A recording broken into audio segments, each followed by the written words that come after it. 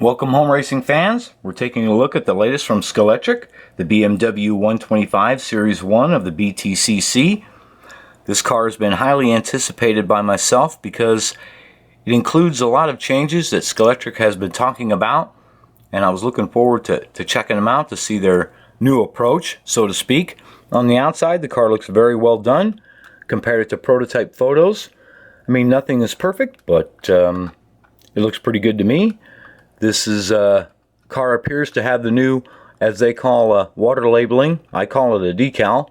You can call it whatever you want, but it does look good. They are correct that it's very hard to tell the difference.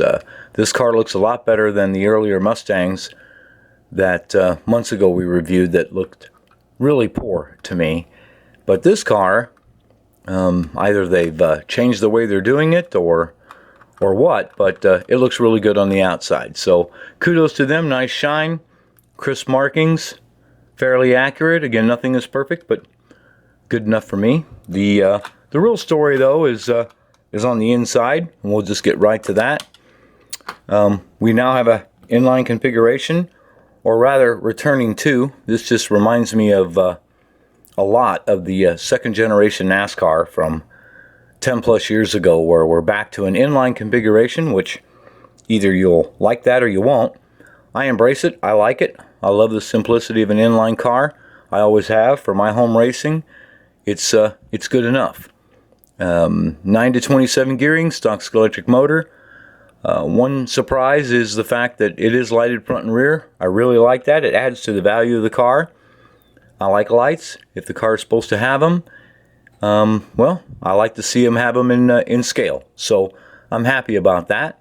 The wheels are now a slotted standard size. They match the PA 43 size wheels, so it's going to be easier for you to install aftermarket tires. So Paul Gauge Quick Slicks tires for that wheel will slip right on. You might want to sand this wheel a little bit, get rid of a little bit of the crown, but otherwise it's a welcome sight for those that are hardcore racers and already have tires, and they can just slip them on and get right to racing. So I think that's a positive change. Not everyone's going to agree, but I certainly do. The one thing that saddens me about it is the fact that the deeper guide that they talked about did not make it to this car. I'm not sure why. They mentioned on their test track blog that simply it couldn't be made to go into the car. I'm not sure why, but this is the last thing we need to fix, is this shallow guide. It's just it's way past its due. We can't worry about these older track systems forever. We have to move forward, and they said they were, so I look forward to seeing a deeper guide blade, because that'll help a lot with the performance. The other part of this car, it is kind of light, and that's because of the half-tray interior. Again, it just reminds me of the cars from many years ago, where we're coming full circle right back to it. I'm not complaining. It's lighter. That'll help with the performance of the car. I've heard a lot of people embrace that already. So it appears that Scalextric's on the right track, so to speak, with this. I'm kind of excited because the MSRP of this car is pretty fair, considering the fact that, you know, that it has lights, a brand new mold. It's refreshing to see them getting kind of back in the game, so to speak. So now we're going to see how the car runs, but overall I have to give them thumbs up from what I see so far. Very appealing, very positive changes. So we're going to get right to the road test so you can see what it can do.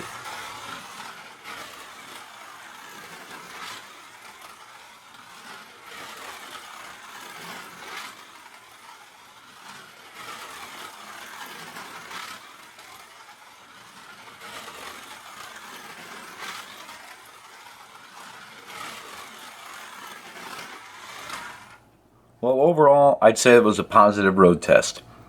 The little bit of chatter that was in the car, we'll get rid of that pretty easily. This was straight out of the box, so no tuning at all, no tires, no wheel sanding. So I think the car is a great platform to build upon. Speaking of that, this car is, Scalextric calls it PCR, Pro Chassis Ready. They'll be making a chassis as well as Slotted already has a 3D chassis so that you can outfit this thing an angle winder or just go all out on it. I won't. I'm going to keep it just like this. I like the simplicity of the inline. I know that with just a little bit of work back here, we'll really smooth this car out. I like the power of it. It's going to be a fun car to race and have some fun with my friends. So, and that's all I'm doing. It's just having fun. So I have to give them thumbs up. I think I look forward to seeing more cars like this from Scalextric, seeing them return back to the inline configuration, lightweight interior, standard size wheels. These are all steps in the right direction to me. I look forward to your feedback on that, your opinion. But the only thing we have left to do is fix this guide. Yes, I dislike it. So it's time for them to make that change and to move forward. But overall, I have to give a thumbs up to Scalextric. Job well done.